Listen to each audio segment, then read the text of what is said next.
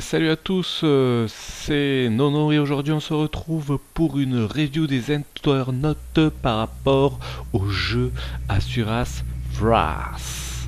Donc c'est un jeu d'action sur PS3 et Xbox 360 qui est ancré dans la mythologie asiatique et dans la science-fiction. Il vous met dans la peau d'une divinité déchue dont les pouvoirs ont été injustement confisqués durant sa croisade vengeresse qui vous opposera à des puissants adversaires. Vous pourrez parfois rentrer dans un état de rage qui vous permettra de retrouver vos capacités extraordinaires. Donc si vous aimez les mangas, ce jeu est pour vous. Si vous aimez les QTE, ce jeu est pour vous. Si vous aimez aucun des deux, c'est pas un jeu pour vous, clairement. C'est un jeu qui n'aura aucun intérêt. Mais par contre, pour ceux qui sont des otaku, forcément, vous trouverez votre compte là-dedans. On va commencer par le premier commentaire de Légende qui met un 20 sur 20 carrément, rien que ça. Et qu'est-ce qu'il raconte? Il dit: ayant été bercé dans ma jeunesse par des mangas devenus cultes, DBZ, Les Chevaliers du Zodiaque, Ken le Survivant, j'ai été intéressé par Asuras Wrath dès les premières informations sorties dans la presse. Un jeu se rapprochant de cet univers avec un trailer de haute volée en 2010 ne pouvait en effet qu'attiser ma curiosité. Verdict après des mois d'attente,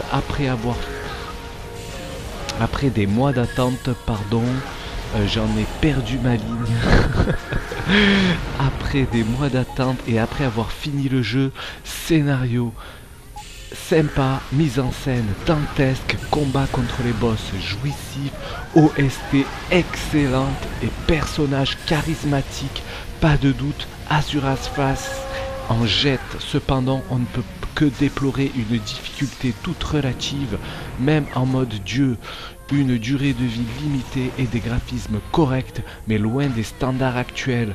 Une note de 15 sur 20 me paraît donc justifiée, car si j'ai pris mon pied en jouant à ce jeu et en étant sûr de le refaire, il faut reconnaître que les défauts cités plus haut l'empêchent d'atteindre le rang d'un jeu phénoménal. D'autant plus que Capcom aurait pu faire un effort sur le prix qui pour ce jeu aurait été pas plus mal. C'est vrai que bon, c'est pas un vrai jeu, hein. Ce n'est pas du tout un vrai jeu, c'est un manga interactif, rien de plus. Et c'est vrai qu'il a mis un 20 sur 20, mais je pense que ça devait être pour remonter la note de certains cons, parce qu'il n'y a pas d'autre mot, des cons qui mettent des zéros parce qu'ils comprennent rien à la vie. Je pense qu'il a dit vraiment que la note globale de ce jeu serait plutôt d'un 15 sur 20. Mais c'est vrai que bon, pour en revenir à tous ces points, l'OST est vraiment extraordinaire. Il n'y a rien à dire. Je pense que vous aurez l'occasion d'entendre juste la musique d'intro, même si elle sera derrière ces paroles. Euh, Ça reste du très lourd. Il y a même des orchestrations de type musique classique pour vous dire. Donc ça reste, c'est pas du grand n'importe quoi, je vais vous dire. Et ça colle parfaitement aux scènes qu'on voit à l'image. Ensuite, 999 Steampax nous dit, il a mis d'abord un 16 sur 20 et il nous dit: grosse surprise que ce Asuras Wrath, début bizarrement moche et incompréhensible, mais finalement une aventure assez palpitante. La construction via des épisodes très manga rappellera à tous les joueurs que CyberConnect 2 bosse sur les Naruto et Hack depuis fort longtemps. Le seul souci, ce sera pour les joueurs incapables de rester en état de contemplation plus de 3 minutes. Ils vont vraiment s'ennuyer. Pour les autres, Asuras Wrath les séduira par ses plans fous, sa construction, son scénario, ses musiques et son sens de la mise en scène. Un peu comme El Shaddai, on a droit ici à une œuvre unique, basique dans son gameplay et pourtant inoubliable pour certains esthétiques, mélomanes, amateurs de ciné ou animé. Et donc c'est vrai que il faut pas oublier que c'est CyberConnect 2 qui a développé ce jeu en collaboration avec Capcom et c'est vrai que on ressent la touche Naruto. Les Naruto Shippuden et compagnie, Ultimate Storm Ninja WXWZZ, parce qu'il y en a 40 000. Et c'est vrai qu'on ressent cette sensation, surtout quand ce jeu, surtout quand on voit les combats au sol dans une map.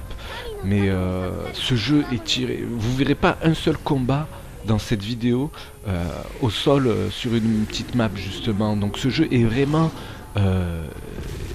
se diversifie par plusieurs types de gameplay. Il y aura du shoot, il y aura de la QTE, il y aura de la baston au sol, il y aura du shoot mélangé à du baston, à de la baston. C'est vraiment diversifié, ça part dans tous les sens. Et moi personnellement j'ai accroché. Après c'est vrai que c'est découpé en différents mangas. Je veux dire c'est découpé en petits interludes type manga. Et c'est vraiment très sympa à vivre. Franchement ce jeu était une belle surprise. Je l'ai toujours voulu. Bon, sachant que le prix était trop élevé pour ce type de jeu, j'ai attendu de le trouver vraiment pas cher, entre 10 et 15 euros. Voilà, donc si vous aimez les mangas et que vous avez 10 euros à claquer dans un jeu, faites-le sur celui-là parce que c'est vraiment intéressant.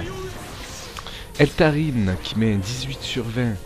Alors 18 pour ce jeu qui accroche, pour ceux qui accrochent à cet univers, 9 probablement pour ceux qui n'aiment pas du tout l'esprit du jeu. Je pense que soit on accroche totalement, soit pas du tout. Et perso j'accroche. Alors oui, en fait c'est plus un enchaînement de QTE où on regarde un bon manga en ayant au final que peu d'action. Oui, les graphismes sont en deçà de ce que j'avais imaginé, mais quel jeu, rien que l'intro, le ton est donné. On sait déjà à ce moment-là si on va aimer le jeu ou pas, et ça monte crescendo en permanence. C'est juste du grand n'importe quoi, de la surenchère de super pouvoirs et de combats impensables pour les simples mortels que nous sommes. À chaque coup, on a mal pour les adversaires.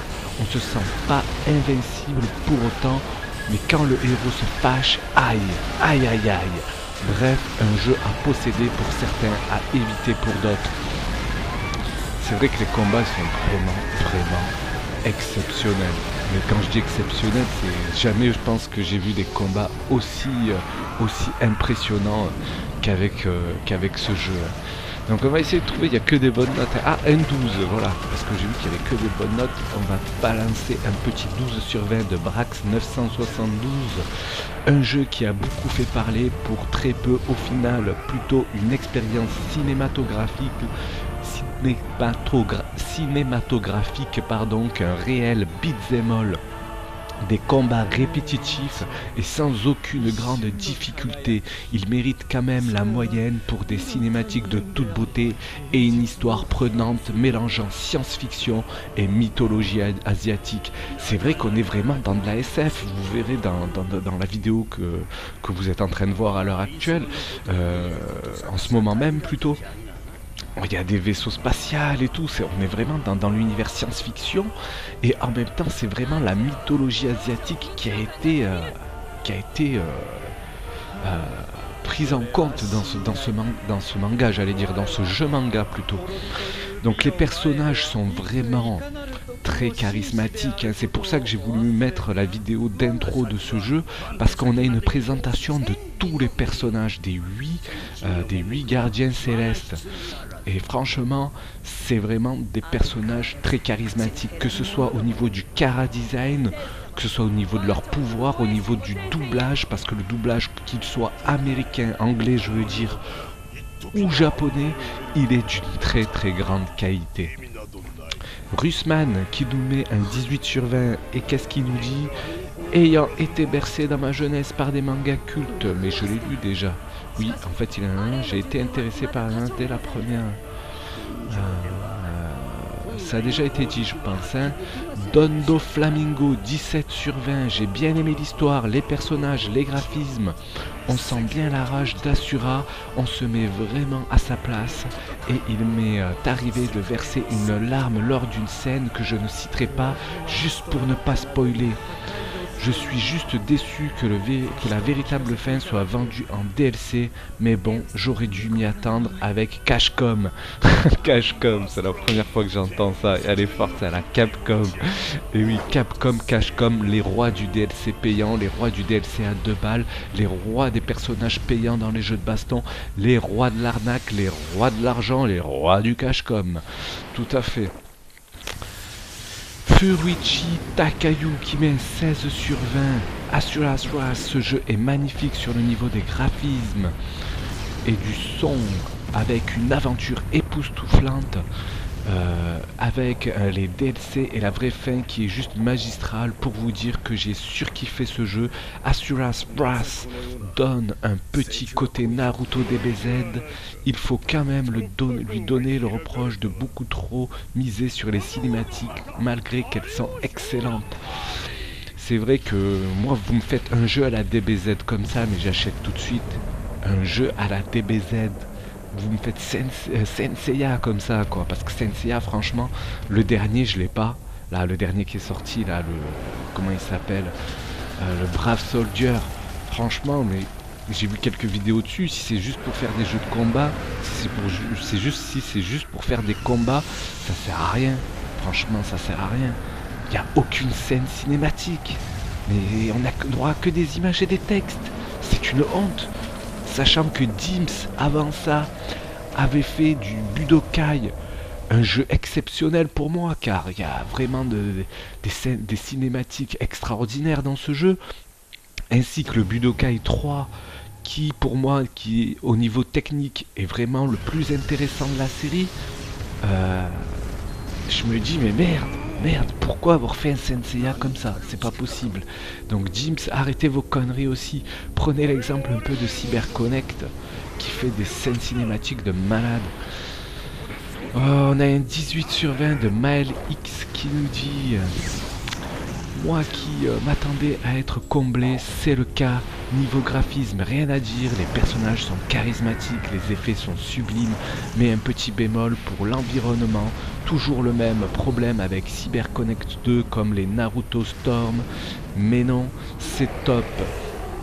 Mais sinon c'est top. L'histoire est prenante jusqu'au bout, sans oublier les combats titanesques qui nous en mettent plein la vue. Niveau gameplay, faut aimer le genre avec les QTE qui sont beaucoup présentes. Mais vu la note que j'ai mis, j'ai adhéré, j'aurais pu mettre 20 si les phases de shoot dans le vide avaient été mieux fait. C'est lassant à la longue, mais bon, sinon un jeu excellent. C'est vrai qu'il y a certaines phases de shoot 'em up qui, on a l'impression que ça sert à rien, on a l'impression qu'on tire dans le vent. Notamment, ben, vous le verrez dans les images que j'ai mises dans cette intro du jeu. Quand je shoot, j'ai vraiment l'impression de tirer dans le vide, c'est clair et net. Kenshiro, 20 sur 20, une merveille ce jeu, époustouflant à souhait, on en prend plein les mirettes, puis-je dire. Enfin, un vrai concurrent de Kratos au niveau du charisme, de la prestance et de la colère d'Asura. Enfin, un jeu où l'on ressent la puissance d'un personnage incarné. Tiens, EXVSK, tiens, c'est un youtubeur en plus, celui-là, qui a mis un 20 sur 20. Ah ouais, d'accord, je comprends mieux pourquoi le nombre de vues, il a dû faire malheur dans le 15-18 à mon avis. Je regarde ces vidéos, hein. C'est vrai que